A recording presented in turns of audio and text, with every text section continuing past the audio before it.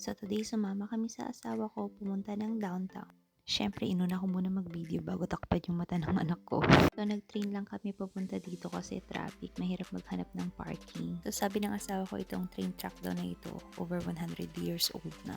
Nakakabilib kasi hanggang ngayon, nakatayo pa rin siya. Iconic tong street na to kasi maraming mga movies na pinilm dito, lalo na dito sa side na to. Yung Batman Begins, tsaka yung Dark Knight. Ito yung mga scenes na shoot sa street na to.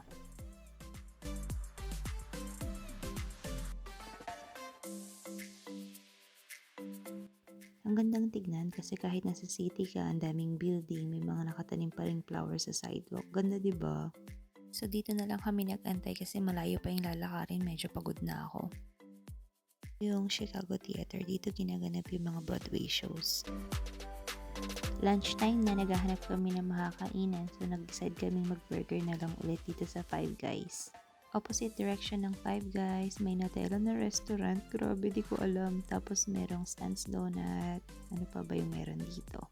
Bubble tea. Tsaka Garrett. Siyempre, favorite. First time kong natikman to nung nagtatrabaho pa ako sa Singapore. Finally, pauwi na kami. Panik din tong bridge na to. Merong scene sa movie na Transformer Dark of the Moon na pinilm dito. Yun lang. Bye. Thanks for watching.